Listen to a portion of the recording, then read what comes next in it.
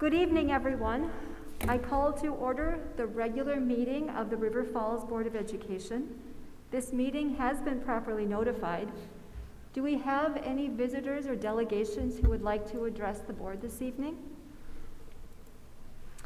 All right, we are going to move into item number 4, informational items, and the first one is the superintendent's report.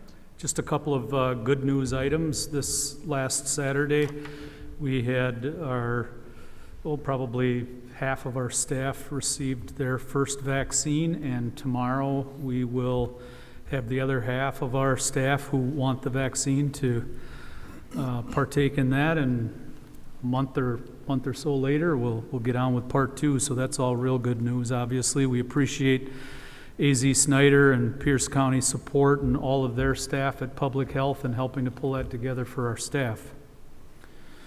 You all. Can I ask a quick question about that? Do we have a feel what percentage of the eligible staff signed up to take?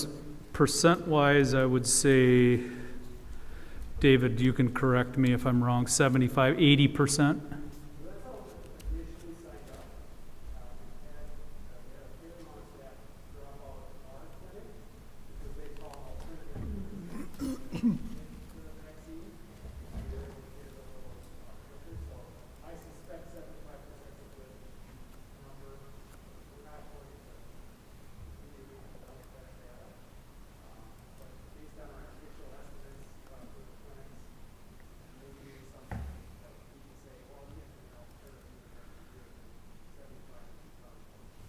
So for folks listening at home, that reply was roughly 75%. There are some staff members that were able to obtain their vaccine independently on their own, and so we'll never have the exact count, but we're just glad that we're at that phase where our staff are able to get that first vaccine. So Jamie, I was here on Saturday. It was really exciting. They were lined up. Pierce County was here. They were running good. David was here, Val was here, and he was making sure it went through.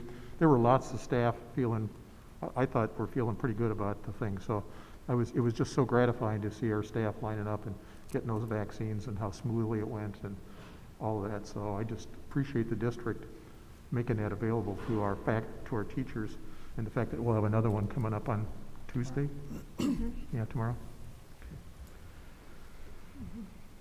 The other item, just to share,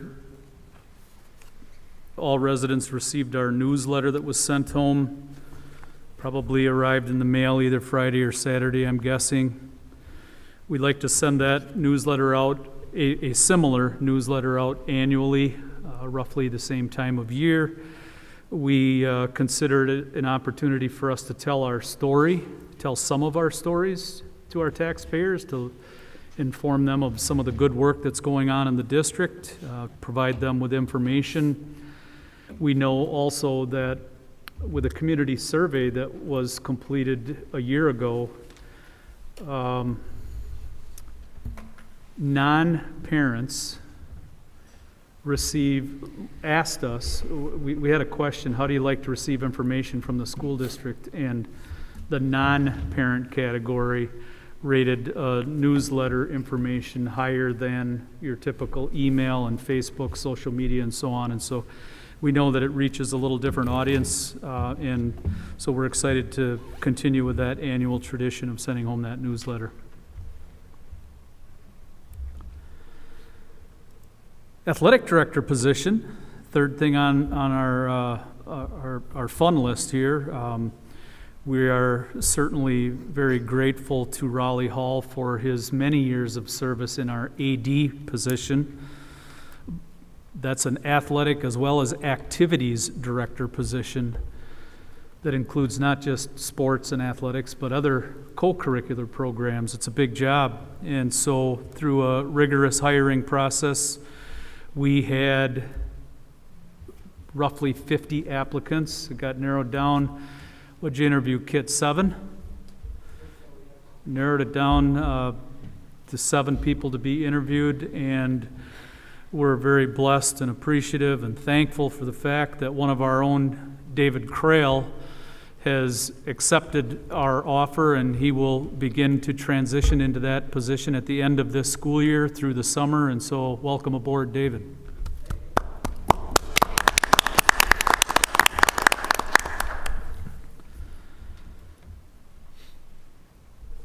Other Anything else? administrative reports? Anybody Anybody else? have anything for us other than the agenda? All right, I don't see that Dalen is here today, so we are going to move on to letter B. And this will be the update for the School District Equity, Inclusivity, and Diversity Committee. And I believe that will be Nate and Dave.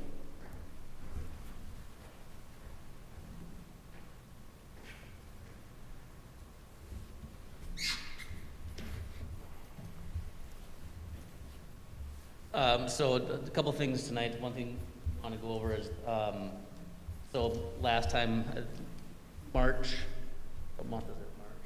February, we were going to do an update on the non-negotiables that we're working on in the district, and I wasn't able to make it, so we're going to cover non-negotiables 4 and 5, and kind of go through, once again, these non-negotiables are a foundation of ICS, which is the framework that our district is using to work through deep systemic equity change. And so these non-negotiables are meant to be our guidelines, our guiding light as we do equity work. So number 4 is we collaborate to analyze data, design proactive instruction, and select strategies for all learners assigned to our teams. So essentially what that means is that, remember to the February board meeting, the non-negotiable number 3 was about how we're putting our teams together and being very intentional on who's on our instructional teams, whether it's the classroom teachers, content area specialists, special education teachers, those sorts of folks. So once we have the right people on the team, then it's how do we co-plan to co-serve. And so the themes that came out from the staff, the reservations, challenges, and possible implications, had a lot to do with the time it's going to take. So once I have my team together, it's the intentional collaboration. We say that the best tier 1 or the best tier 3 intervention is a solid tier 1 instruction. So what that means that we do our best to teach all the students the first time around, so that we don't need to do a tier 2 intervention or tier 3 intervention. So in order to have that high quality planning, co-planning, co-serving, it takes a lot of time, collaboration. Those are 2 things that came out from the staff and their concerns and possible implications. There's a communication piece. So if I'm working with people who are outside my grade level or outside my content area, we all need to be on the same page in terms of what lessons I'm teaching, what my units are, and then how to integrate specialists into that. There were some comments about resources, having the right teaching material to do those sorts of things. So if I'm teaching a social studies class and I'm looking at kind of the makeup of my entire class, their strengths, their assets, their areas of improvement, I have to have resources to be able to teach those to those students, whether it's technology, whether it's the apps or the software or whatever it might be to create the lessons for the students. And then the final piece that came up with that was leadership. So if we as a district are going to have a commitment to this idea of co-planning and co-serving, this idea of having highly differentiated instruction on the front end, then things such as professional learning communities and how we're spending our collaboration time, there needs to be a strong sense of leadership through that. So that's non-negotiable number 4. Number 5 is instruction is culturally relevant and rigorous for all learners. So that's connected to the previous one. It's saying that I understand who my students are, I understand their cultures, not just their identities in terms of race or gender or sexuality or any of those things, but I understand my students' home lives. I understand their preferred learning styles, and I change my instruction to fit that. So once again, you can imagine that things that came up for that were things like, well, that's going to take time and resources, collaboration, and that leadership piece too, to have a clear vision of what it means for teachers and instructional staff to be culturally relevant and to know how to do that with their students. So through non-negotiable 4 and 5, we'd be asking our staff, our teachers, our administrators to commit to this idea that when we do instruction, we do it as best as we can from the very beginning and very intentional. And a challenge to that is that, I'll speak from the elementary perspective, is that when we have our resources, typically we have 3 groups. We have a high, middle, and low. And that's the kind of way that most resources are put out. You might see a sidebar for the EL students. And so the idea is how do you have whole group large instruction the first time around so you don't have to do kind of these follow-up lessons with students. So that'd be an elementary example. So questions about 4 and 5, the non-negotiable guiding questions that go with that are things like, who does our decision work for and why? So as I'm thinking about my large group lesson and my small group lessons, what kind of learners does that benefit? What identities does it recognize? What identities does it not recognize? It's thinking about when we're planning our lessons, are we planning it from kind of our ethnocentric, our egocentric selves, where we're seeing through our eyes how the lesson rolls out, or are we thinking about how the students are gonna interpret it? So those are some of the questions that you ask as you're looking at non-negotiables. And then the next piece is, we have our next EID staff meeting on the 18th, covering, addressing how current events impact instruction, specifically some of the events that are taking place in Minneapolis over the next few months, seeking feedback from that EID committee on how as a school district we should respond to that for our students and our staff. And also looking at our staffing, how we delegate our resources to achieve the pieces that we're talking about.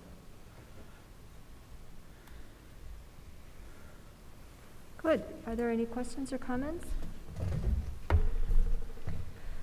I think it's a good thing to remind the community that this committee is made up of a wide variety of people. People who are teaching in the school district, administrators in the school district. There are 2 board members who sit on that committee. The superintendent is on the committee. We have parents. We even have from time to time a student who joins us. So it is intended to reflect a wide variety of points of view from the district side. Thank you. All right, we are going to move into action items. I'll call on you.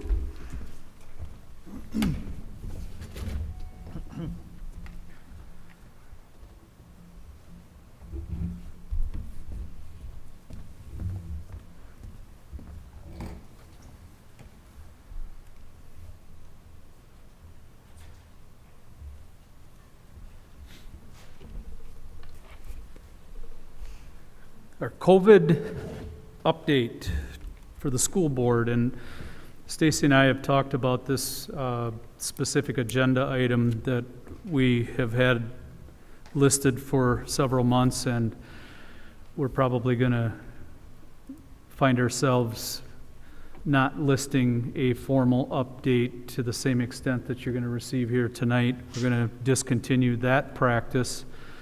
We certainly are going to keep the public and the board apprised weekly, as we do currently, with information sent home.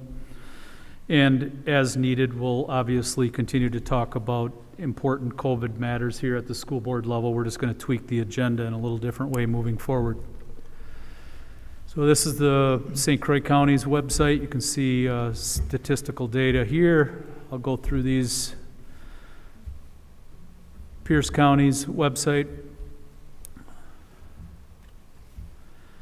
This is the running total related to off of the state's website. There's a spot where you can look at this information, and so we secured several districts in our region for comparison's sake, and you can see that the 7-day average rate by school district boundary continues to decline, specifically in our area where I put the green arrow on there.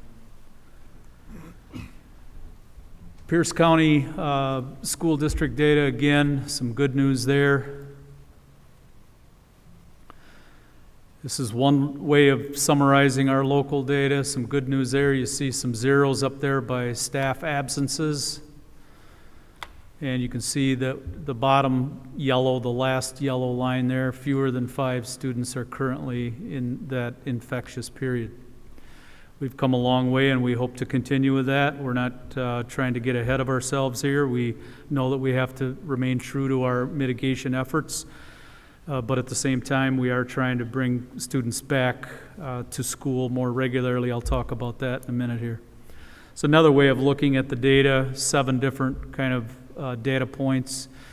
Trend line of the average, the good news there is that you can see improvement across the board as well when you compare the average to last week.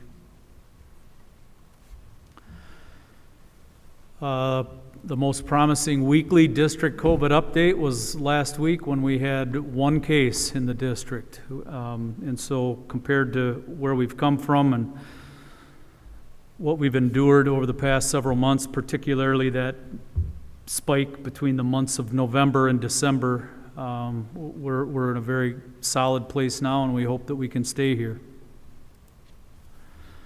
Here's a monthly snapshot. Obviously, March is halfway through, so that number is expected to be lower than the others, but you'll notice February was down considerably from the November, December, January spikes that we were seeing. So this last slide is the summary of where we're currently at. K-6, 5 days a week, 7 through 12. We're now at 4 days a week, and we do continue to plan on April 5th that we will bring our 7th through 12th grade students to school 5 days a week for that last term of the year. A couple of other notables, I just added some discussion items here. I already mentioned the vaccines. The B, student opportunities are advancing. Prom, graduation, musical, concerts for choir and for band, senior class party, spring sports. We plan to move forward with all of those. In some capacity, the high school continues to refine safe ways for graduation to be held face-to-face. We're very excited about that. I don't know if you wanted to disclose any new information obtained today at all. Is that a... Our hopes are that we'll have that Rainer Field. We have some positive news that is likely to be there. We're just working out the logistics, so that would be really nice to have that outside of the safe venue. So we're hoping for good weather to cooperate, and the possibility exists that we would hold graduation in that nice big setting over at the UWRF Rainer Field. Be able to spread people out a little better there and continue to work on some of those details as well. We got to remain vigilant. We can't let our guard down, while at the same time, yes, it's true that we're trying to advance some more of these opportunities, but there's things that we know, specifically wearing a mask, staying home when you're not feeling well, and doing what we can with physical distancing and so on remain critical to this cause. So we're going to stay the course with all of those things. That's it. Any questions the board may have? Jamie, is there a reason why we went with April 5th as opposed to March 29th? Just That's because just of, because of because the of a start of the grading term Okay, that would start on the 5th of April. okay. Are there other questions or comments? Then at this point, do we have a motion to confirm the learning environment that is laid out in the blue box on the top of the slide? So moved. Thank you, Bob. Is there a second? I'll second. Thank you, Alan. To make sure everybody's able to see that, what this motion does is it says that we will continue to have grades pre-K through 6 in 5 days a week, face-to-face, in our school buildings. Grades 7 through 12, currently in 4 days a week, will remain that way. And then the hope is that on April 5th, grades 7 through 12 will be able to return to 5 days a week in-person learning. We will, of course, be carefully monitoring all of the statistics to ensure that that would be safe to proceed. So we have a motion that's been moved and seconded. Do we have any further discussion? Okay, all those in favor? Aye. Opposed? The motion is carried. All right, at this point before the board, we have meetings from the February 15th regular meeting of the River Falls Board of Education. We have bills that have been submitted for payment. We also have employment recommendations.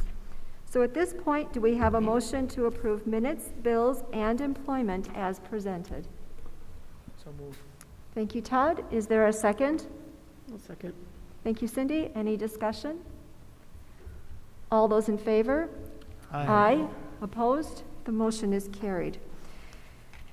So we will move on to talk about high school roof replacements. We are already working on some, but there is another patch that we would like to be able to add to this part of the roofing process. So Chad, Joe, do you want to talk about that, please?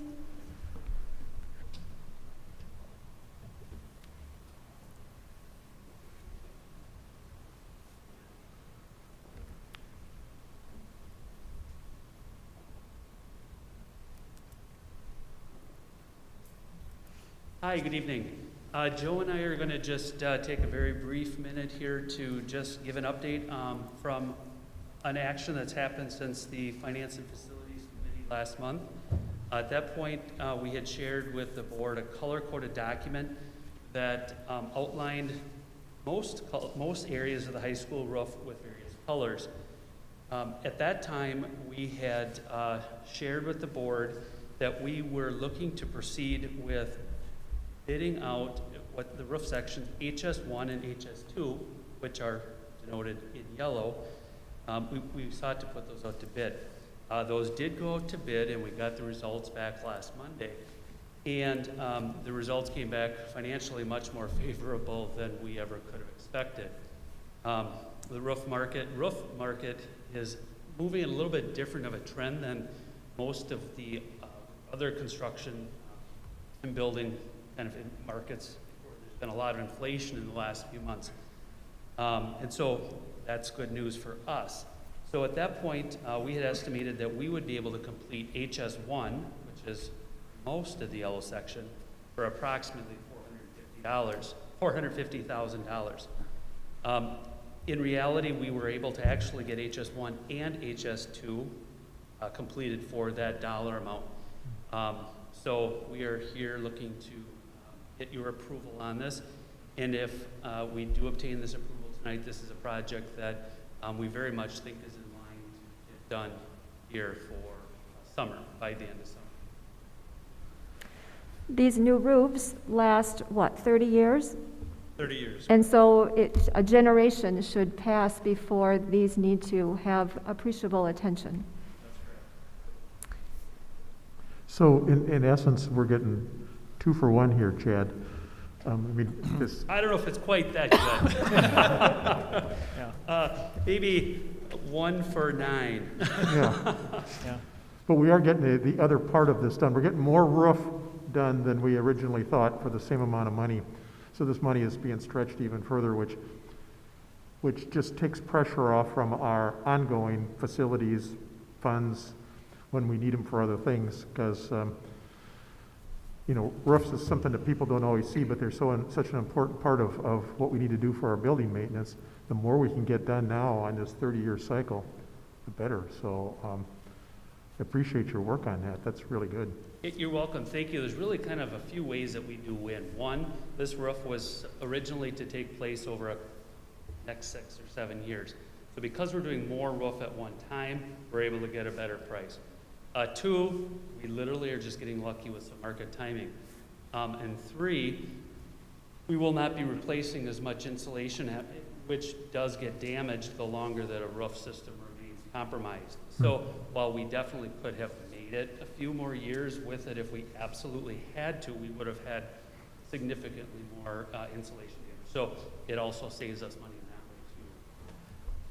Is this roof much better than the initial one? In other words, the initial roof is not 30 years old, but is this a higher grade or higher quality roof than the first version? Correct. It is, okay. Different system than what's current. Okay, good, good.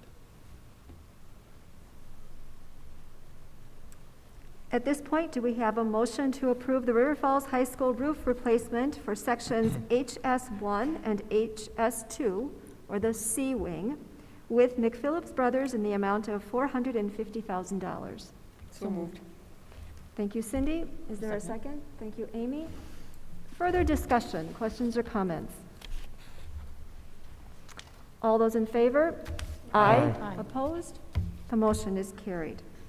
I'm really excited, and I don't get excited about roofs very often, but I'm excited about this. This is good nice. We job. are too. Mostly, Ellen, you're excited that we won't have to do this part again for a long time. Yes, for a long time. We got 2 more You don't chunks like of this roofs. roof done for 30 Yeah. years, yeah. The Finance and Facilities Committee met, and Mike Thompson, who chairs, is not able to be with us tonight. So Todd is going to give us an update about that committee discussion. So we met last Monday as a committee, and I think everyone was here for that part of it. So we had a couple items on the agenda. The main discussion was in regard to tax incremental financing districts in the city. There have been a number of them approved recently, and historically, those are typically a business, commercial, industrial use, but the city's been using it for residential purposes over the last couple years now. And in talking with them, it sounds like that's something that they anticipate would continue. So we had Chad and then also a few others weigh in on the impact of that as far as the district adding students and how the kind of deferred tax that goes along with those districts impacts the school. And luckily the Wisconsin state formula for the aid that we receive kind of offsets what we wouldn't be getting for some of the tax revenue, and that falls off once the tax revenue kicks back into the district. So we had a good report there. No negative impact even if we add students inside of those districts, which was good to hear.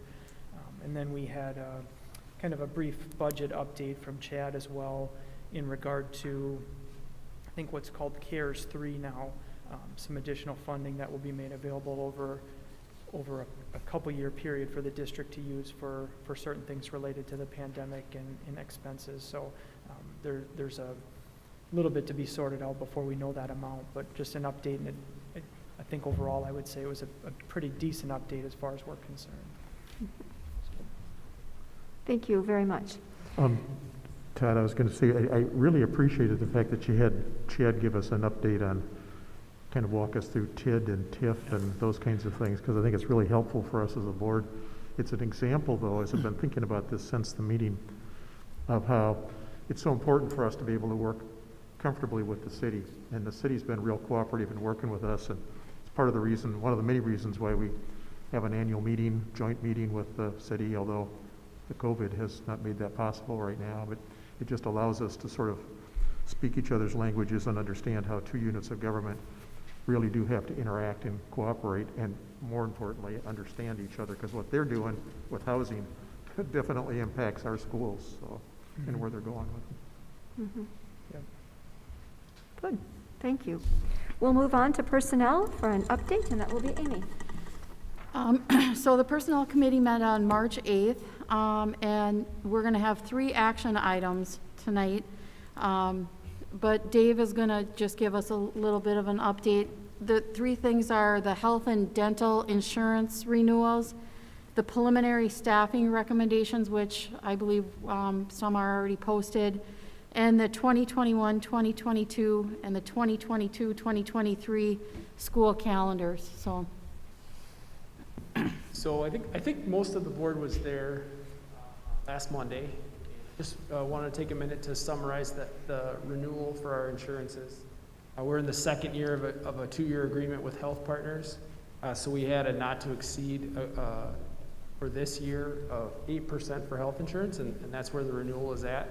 We wouldn't have had that not to exceed. It would have likely been higher with all the factors with medical inflation, our claims rate, all those things. So having that in place worked in our favor for the upcoming year for health insurance. Dental insurance increases 4%, We will look in next year, into 2022, 23, to bid out for our insurance services.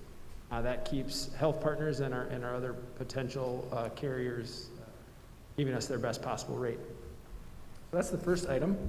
The second item is we talked about our preliminary staffing recommendations, and that's a big piece of the puzzle when we look at our expenditures for the upcoming year. The ads, which are noted in one of the attachments, include full or partial FTE increases to add a social worker at the elementary level, an EL or English language support in grades K through 12, a band position, a part-time band position at the middle school, additions at the high school to confront the enrollment increases that we're seeing at the high school, and then to address some other areas around that aren't really staffing related, but we wanted to make sure that the board was aware of those as we were considering those staffing additions. And then the last piece is a calendar, and not a lot of excitement there. This year, there's been lots of ups and downs, probably more adjustments in year with a calendar that I've ever been a part of in my 20 years as an administrator and teacher.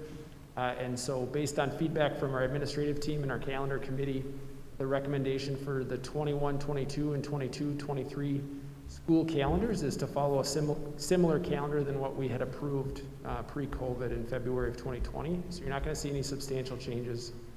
Things like the early releases at the elementary school, those were unique to this year. They will go away for next year. Adjustments like what we have right now with Wednesdays at the middle and high school, that goes away. We get back to a more traditional, for our school district schedule, which has a pretty consistent schedule and plan. So those are outlined there, so we'll need approval on that. Thank you very much. So we'll take three separate ones. I make the motion to approve the 21-22 health and dental insurance renewals. Is there a second? I'll second it. Thank you, Cindy. Questions or comments about this? We talked about this in committee. Dave's given an overview. Anything else? All those in favor? Aye. Opposed? The motion is carried. I'd make the motion to approve the 21-22 preliminary staffing recommendations. Is there a second? Second. Thank you, Todd. Questions or comments? Yeah, I'm glad that we're in a position where we're adding staff and not having to make any cuts this year. So Amen. I Absolutely. think we're in a really good, I think we're in a pretty good position, so. And I think that the way in which they've been laid out and prioritized and the Yep. process of evaluating where the cutoffs are and watching things queue up, this is how we really get our greatest needs addressed. So I like that process. So. It's consistent with what our values are too, in terms of social and emotional health. The other districts, area districts that are cutting, Mhm. so we are in better shape. Bob, you're exactly right. So when we Yeah. think about the priorities, Yep. these staff additions are to address those very Yep. specific priorities. All right, all those in favor? Aye. Opposed? The motion is carried. And finally, I'd make the motion to approve the 21-22 and 22-23 school calendars. Thank you. Is there a second? Second. Thank you, Bob. Any discussion? Alan? I may have missed it when we discussed it at the committee meeting. Are we still factoring in snow days?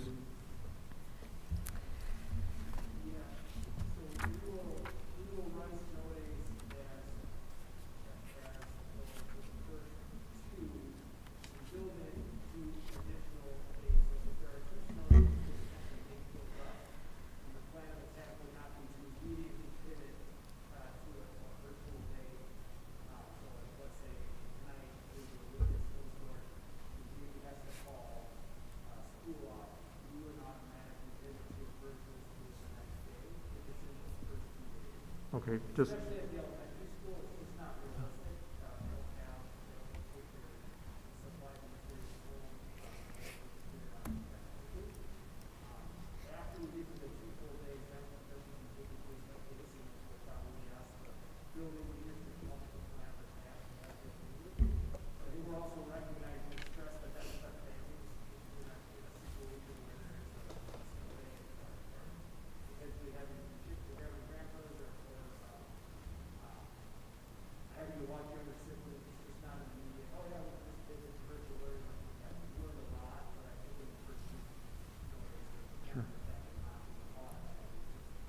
So if I could repeat that for anybody who couldn't hear it, that just the shorthand version is, yes, we've built in 2 snow days that we won't automatically pivot to virtual, but after we've burned those 2 days, we're going to be learning from this. We may end up doing it, but basically if there are still snow days in our schedule. Because I've been asked by a couple people, does virtual learning mean we won't have any snow days?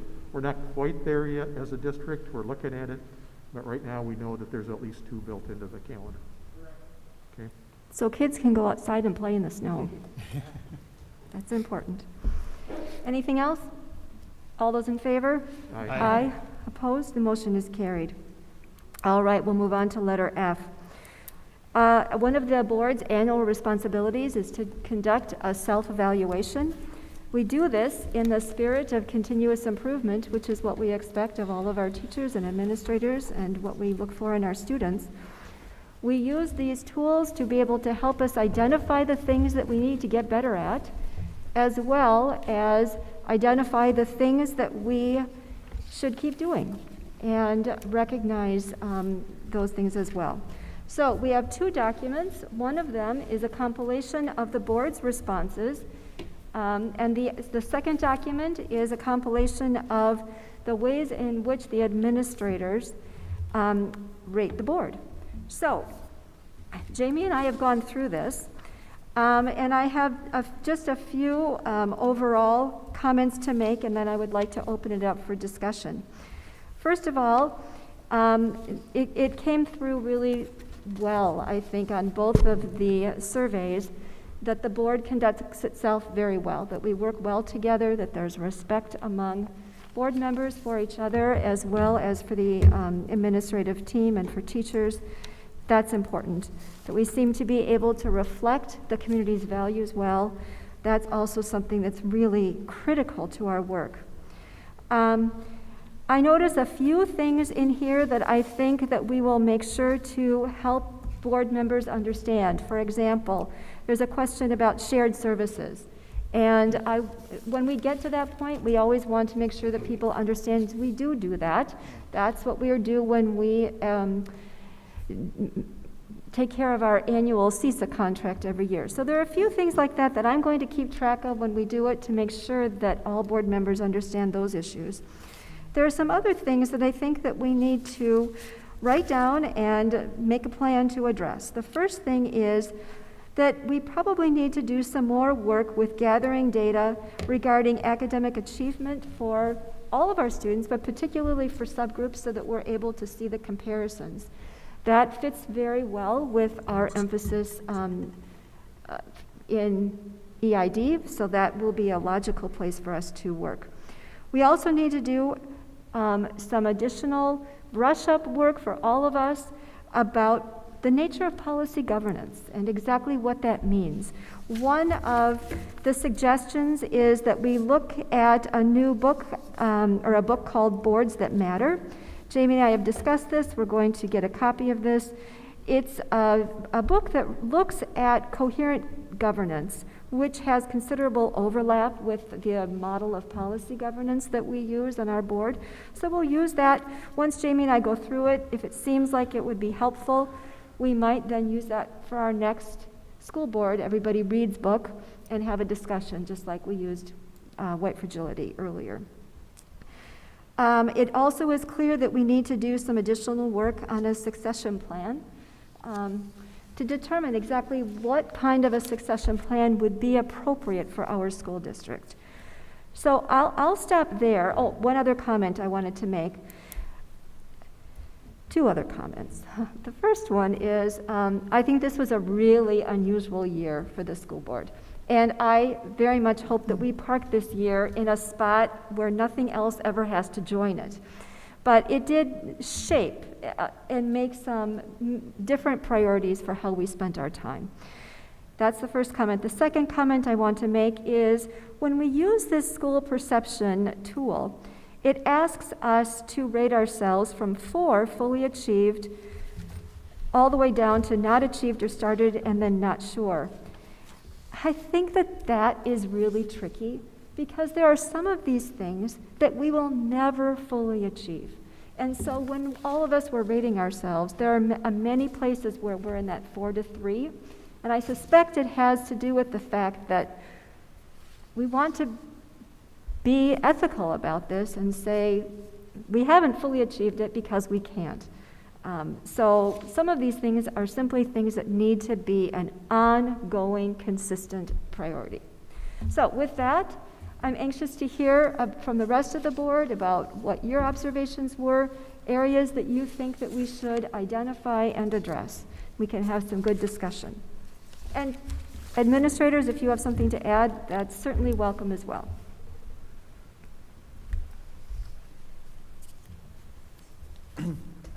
One item I had was, it was on budgeting. Our community believes the district is responsible stewards of its financial resources.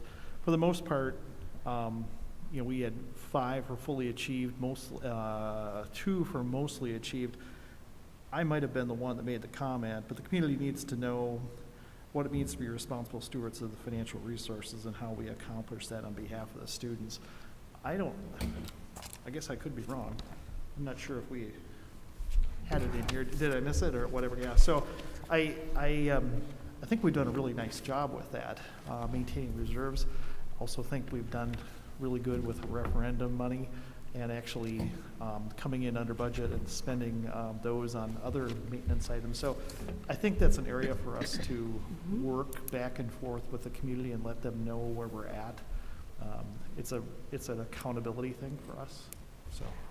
That is a really important point, Bob. In fact, Jamie and I were talking about that today too, that for a future newsletter, there could be some ways of graphically being able to tell the district's financial story to be able to help get that message out. So I think that you're exactly right.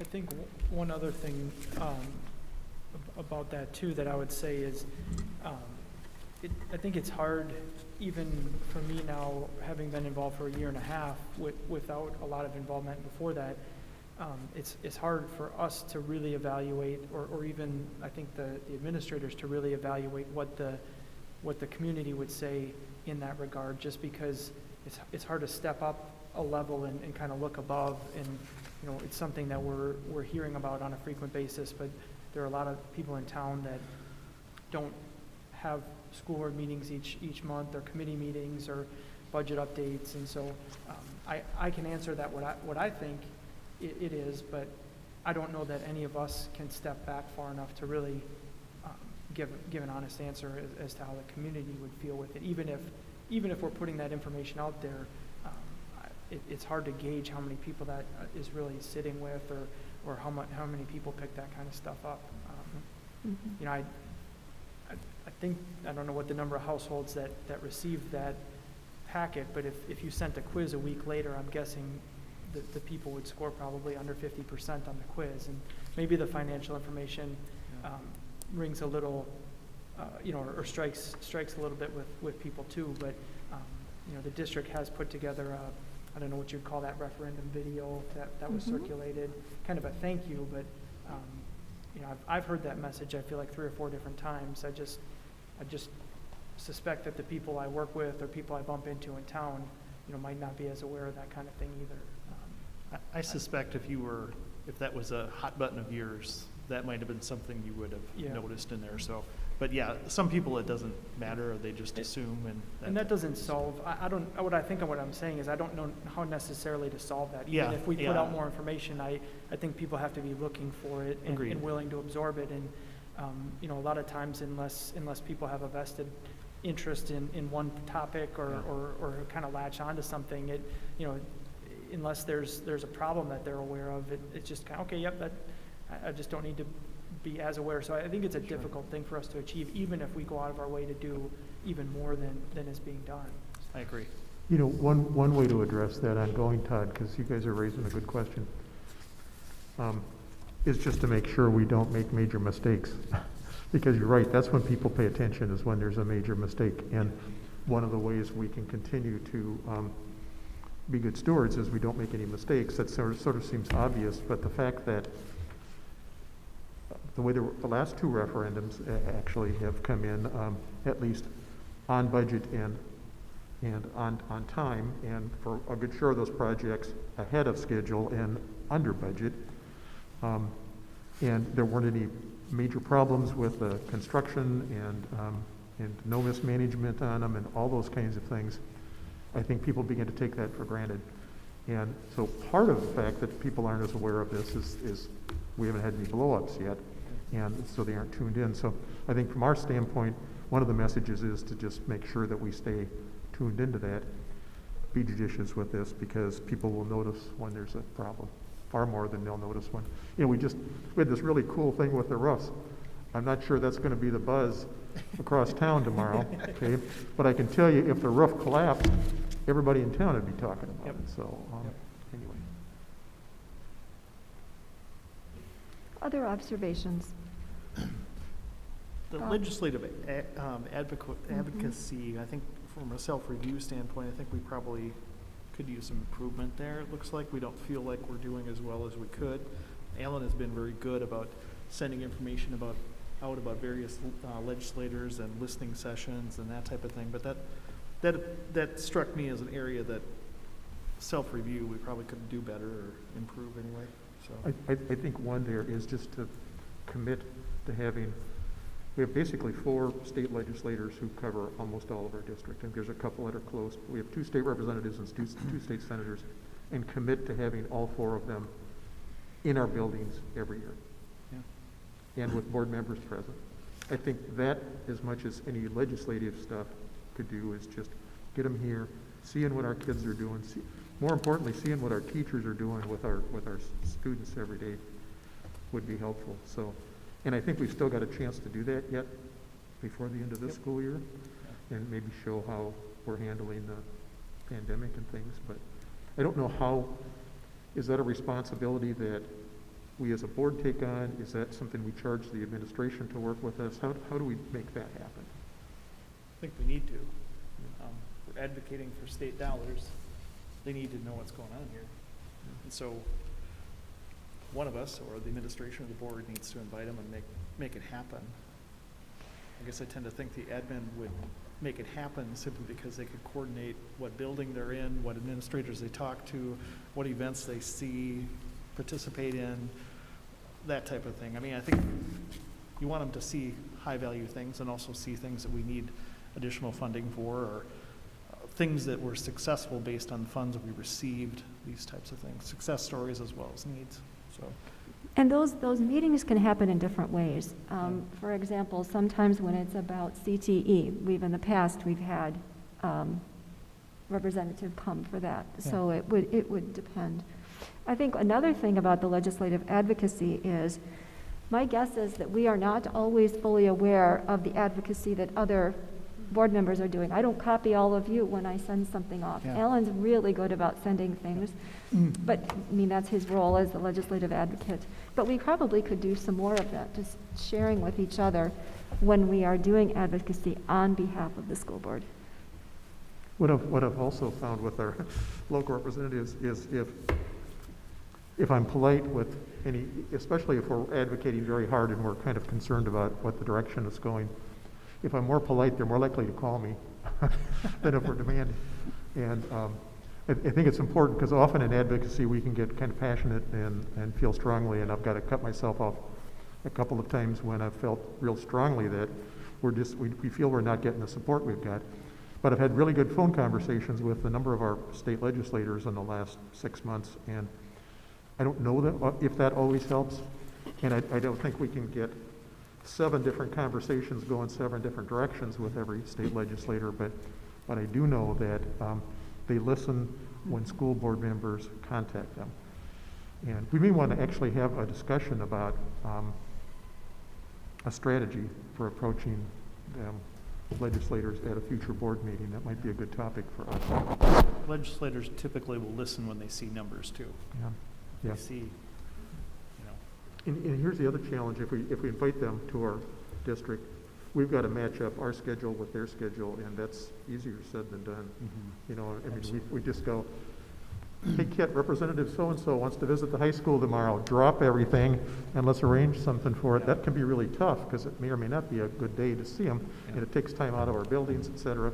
On the other hand, we may need to do that once in a while, but if we plan ahead, find the right thing, and can work out their schedules, I know that they're eager to learn about our schools. It's just a matter of finding the opportunity to do it, so. I circled that on the list. Legislative advocacy, what else?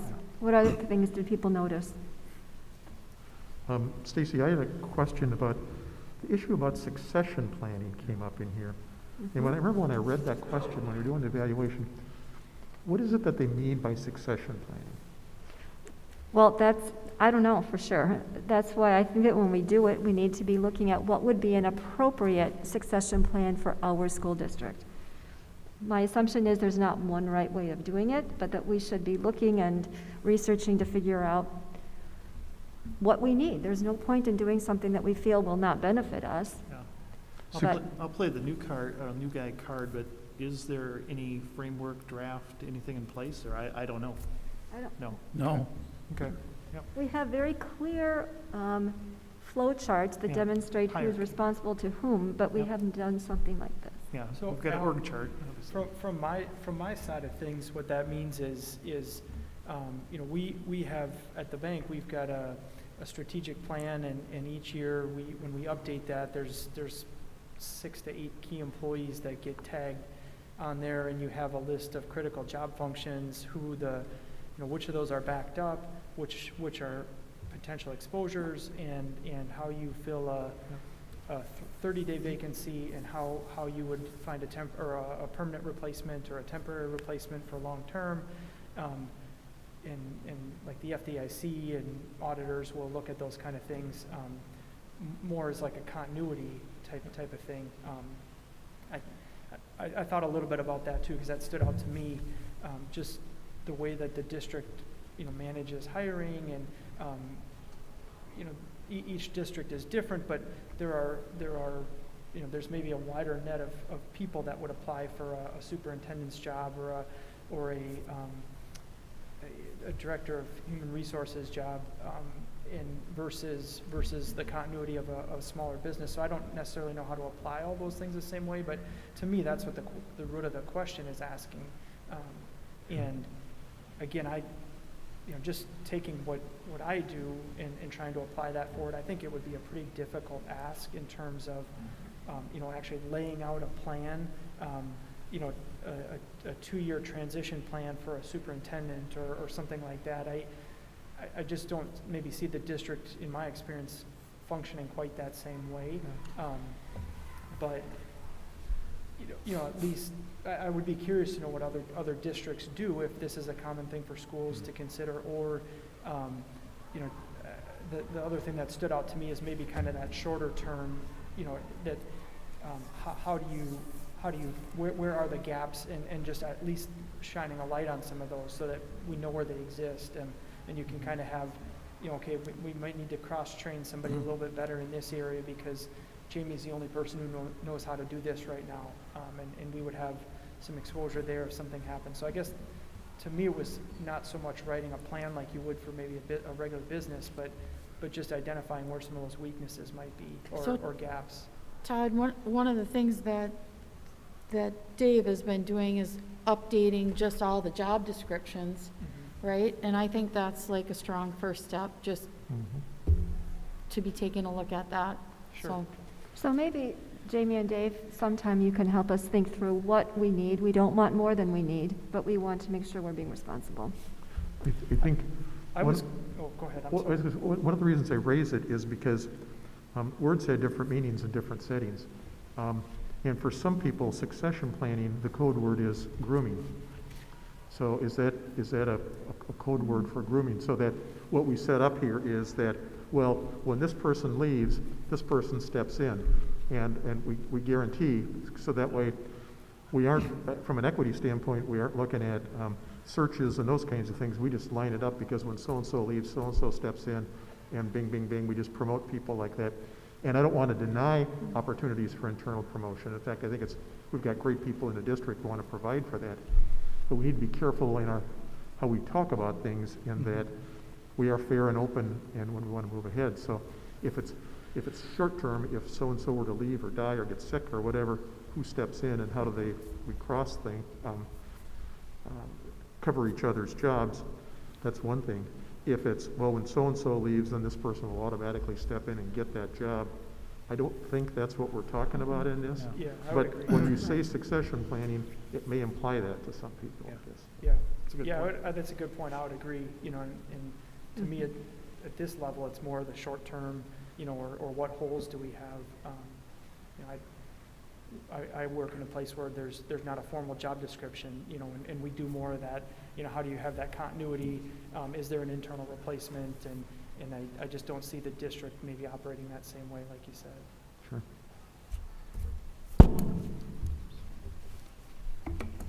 I was curious to know, you know, Jamie or Dave, is it common for school districts to have a succession plan? I guess I'd be surprised if it is. Yeah, I would say for me, if that is the case, that would be a blind spot that I have. I'm not familiar with Okay. it. When I was talking with Stacy a little bit about this topic, I had said that one thing I need to personally do is to educate myself more on the topic. I'm a little more familiar with it, as you described, perhaps in a business world, but I can appreciate having some type of succession plan. The first thing is to define what to have a unified definition of what you as a board are looking for. What does succession plan mean, and what do we want it to look like? We can certainly create that. Stacy mentioned we have an organizational chart, that flow chart that shows each department within our team and who employees that fall within certain categories within that organizational flow chart. But I think succession planning goes obviously well beyond that. And so we'll do some research and bring some information back either through committee or to the full board and have discussion around what we can gather by way of some of that research and what the board desire is for what kind of an end game you want to see from that. Well, since this is in the WASB suggested board evaluation, hopefully they have some information for us about what's appropriate. I like Amy's idea, you know, the first thought she threw out. I mean, if you look at it and say we've got very up-to-date job descriptions and we've got a clearly defined kind of hierarchy and structure, you know, to me that doesn't necessarily say this person's getting this job or, you know, but again, I don't know that that's something we would necessarily even be looking for, like to Alan's point too. So I certainly wouldn't be looking for anything in terms of like a formal, you know, business succession plan, or at least the way I would know it. And I'm not sure that would be a terribly effective use of time either, if we really wanted to develop that. No, I think you put it well when you were talking about blind spots in terms of experience. If an administrator was out for 2 weeks, 30 days, you know, family medical leave, or I don't know, 12, 26 weeks, what skills do they have? What specific duties do they have that others cannot do? And I think that's the thing that concerns me in terms of succession planning. I think that these positions are extremely valuable, and I think a lot of people would seek them if the position became fully open. And Alan was talking about succession planning as to if you promised a position to, if I leave, my person that's my direct report replaces me, I can't support us doing something like that. You know, we found an excellent individual for our AE, and he just happened to work here, but he went through the process. And I think we're a better district for going through the process, because I think we learn things from all the people we interview, all the people we screen. And in this particular case, we found the beautiful, you know, perfect person right under our roof. But I think we can't promise anything. I don't think we have, but I wouldn't support it if we did. So. Other topics, other things you noticed? Stacy, one thing I was going to mention, this is the second time I've gone through and filled this out. It was a little easier for me this time than it was last year after, like 4 months or something. Right. And so I think I felt probably not sure. You know, you made a comment earlier about never being able to attain some of the things that are listed here, so you really couldn't say it was fully achieved ever. I would say there's also a component to being a newer board member in where you could answer some of those questions just based on the exposure that Bob and I have had to different things versus the three of you who've been on the board, and now Cindy's been on a full term too. So it's harder for me to say fully achieved because I'm just kind of hearing things for the second time now. So I can't remember how I answered all the questions, but if I did mostly achieved or partially, I would probably put some of that on myself, maybe just not having as much of the information or history behind some of it too. So that part is a little tricky on how to make the right, kind of the right rating on what's actually being done if you're just not aware of some of that information. But the other thing that stood out to me as part of that is the new board member. I don't know what the exact procedure. I didn't come on through the election cycle. I came on as an appointed member, and I met with you and took some time to meet with the different administrators. But I don't know that there was actually a formal plan or process for what that looked like. Again, I didn't feel like the experience was lacking for me, but I couldn't say that when I answered the question here that we had an actual protocol for onboarding people or how that looks if through the election the times where there have been maybe people who went off the board and one or two that came on, if they get onboarded together, or if it's just up to that person to seek out information or meet with you. So that stood out to me a little bit, and maybe, again, not that we need to have a formal packet or anything, but just maybe kind of lay out a 10-step process that we're going to try to get through with all the new board members. I think you're Having done exactly that right. fairly Yep. recently, so. Yep. The last time we did that was a number of years ago when we looked at the information that we were providing to school board members about expenditures and what your sign had to be and those legal parameters, but there would be some information afterwards as well. And there's a component of that too, where you probably need 6 months to really be able to digest, before you see some of that information. I don't think it would be useful to just put it in front of people from day one, but again, I was happy with the way the process went for myself, but I wasn't sure that it was a formal system that every person was having the same experience necessarily either. Well said. Well, for me, I'm glad Todd had an easier time filling out the thing this year, because for me, it was really hard this year. So I appreciate a little balance, Todd, thank you. I thought a lot of the responses were, well, we typically do this, but we haven't necessarily been able to focus on that in the past year. We typically do that. I think our subcommittee structure is generally super effective, and I really appreciate those times, and we were really, really limited on those opportunities this year for obvious reasons. I really appreciated seeing some of the wording on focusing on equity and how many times we saw that in the comments. I really appreciated that. Even on one of the later questions asking about student achievement, there were a few of us that broadened that to looking at student success rather than just the academic achievement. I think that was really driven home for us this year and how important that was. I also appreciated in the administrative evaluation that multiple people commented on the communication within the board and our ability to disagree and talk through things and find things that worked for the whole community. So that was positive. I hope this board is proud of that. That doesn't always happen. There's some words in this survey, picking up on what Cindy was just saying, words like achievement and data. And those generally have some connotations, but I also think that as a board, we use data, and we could probably use more, but we get lots of it, and we're all smart enough to be able to process it when we talk through it. But it's not the be-all and end-all. So, and I think I often have had this conversation about people who are concerned about overuse of test scores or those kinds of things. We don't use test scores to beat a teacher over the head, or an elementary school over the head. Oh man, your test scores weren't quite as good this year, so we're going to do something punitive to you. We use it as one piece of data that helps us build what we need to do to address and support student success. So I think that as a board, we're usually pretty careful on how we use data and how we interpret data, but I wouldn't want anyone to think that we just look at the numbers, make decisions, and vote up and down on things like that.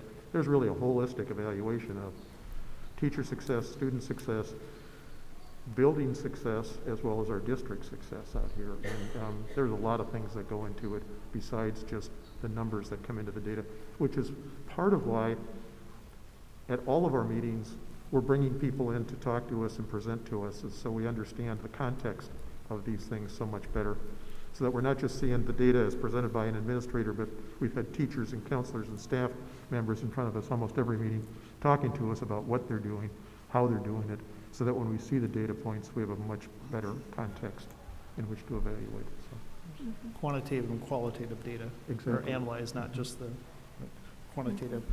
One piece I thought was interesting, I always love to see this, especially on any employee review, the administrator says, raise district expectations. We are capable of even greater things. And I love hearing that. And as a board, you know, I'm hoping there's more than one of these individuals out there, but as a board, I think we should strive to do that. Challenge administrators more, and where we can. I guess I like that when somebody steps up and says, hey, I can do more, I can do even better. And I'd love to find out what they think they can do better, and of course, how we can challenge them greater. So, but I thought that was I was very impressed with the admin's comments about the board. They were very appreciative and they were just great. I really appreciated it. I think there were some, just a very few critical items, and I think we are addressing them.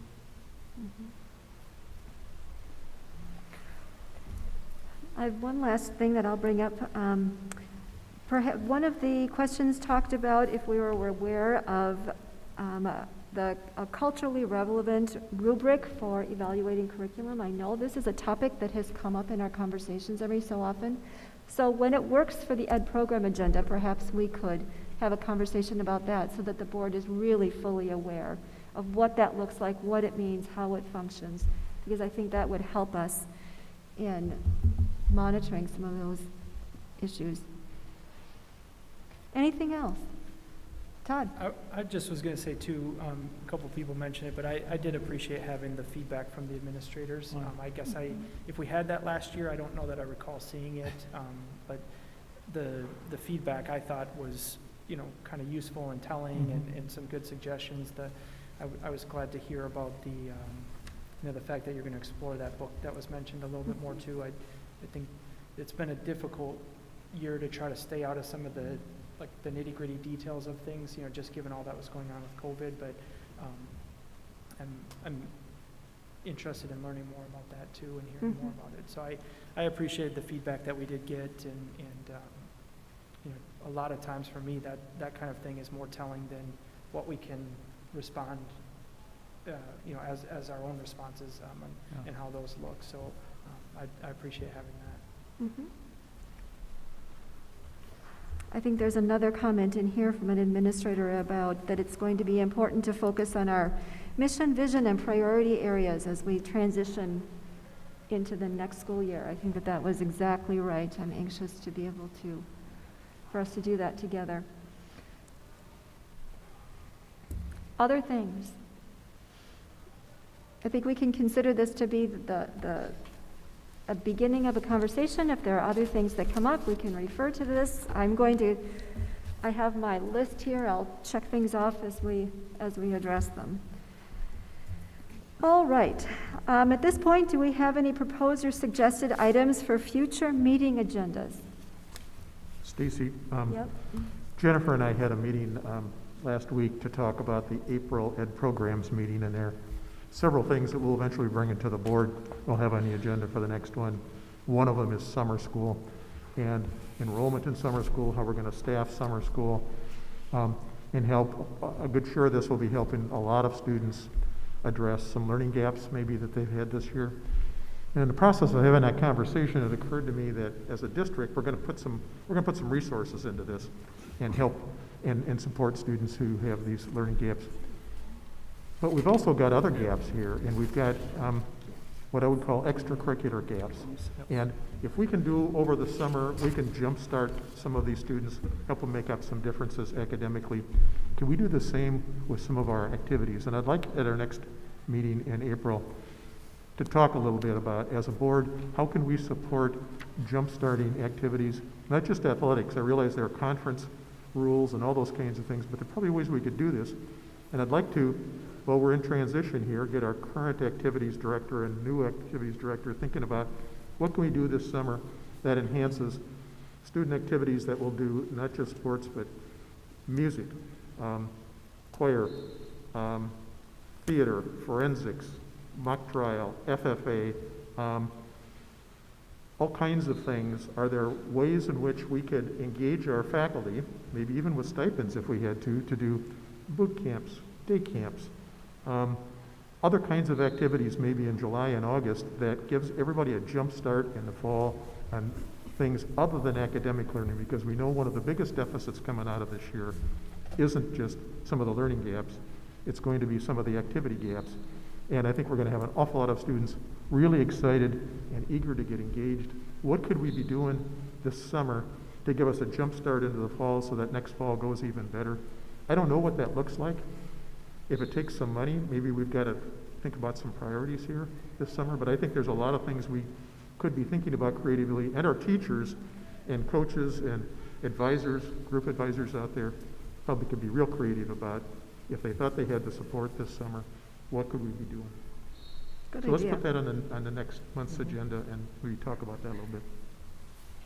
Good idea. Mr. Creel, you'll be happy that you're with us. Anything else? All right, we're going to schedule meetings. Education Program Committee will meet Monday, April 5th at 6 o'clock, and that meeting will be held at the River Falls Public Montessori Elementary. Just like last time, we met at the Renaissance Academy. We're trying to move around. Finance and Facilities will meet Monday, April 12th at 6 o'clock in the Media Center.